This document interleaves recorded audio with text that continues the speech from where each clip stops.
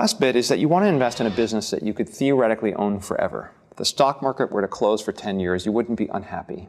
What do I mean by that? Now, again, if you're going to compound your money at a 10 or 15% return over a 43-year period of time, you really want a business that you can own forever. You don't want to constantly have to be shifting from one business to the next.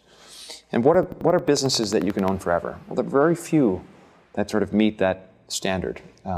Maybe a good example is Coca-Cola, right? What's good about Coca-Cola is it's a relatively easy business to understand. You understand how Coke makes money, right? They sell a formula or syrup to bottlers and to retail establishments, and they make a profit every time they serve a Coca-Cola. People are going to drink a lot of Coca-Cola for a very long period of time.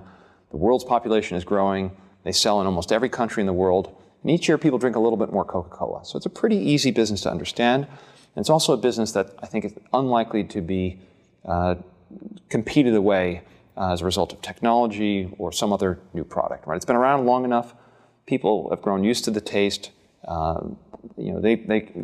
Parents give it to their children, and you can expect that it'll be around a long period of time. I think that's one good example. Another good example might be McDonald's. You may not love McDonald's hamburgers, but it's a business that's been around for 50 years.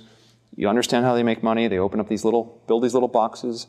They rent them to the franchisees. They charge them royalties in exchange for the name, and they sell hamburgers and French fries. And you know what? People have to eat. It's relatively low-cost food. The quality is pretty good, and they continue to grow every year. So I think the consistent message here is try to find a business that you can understand, that's not particularly complicated, that has a successful long-term track record, that makes an attractive profit, and can grow over time. So what are the key things to look for in a business, as I say, that lasts forever? We want a business that sells a product or a service that people need and that is somewhat unique, and they have a loyalty to this particular brand or product, and that people are willing to pay a premium for that. I mean, another good example might be a candy business. While people are willing to buy generic versions of many kind of food products, flour or sugar, they don't need to have the branded product.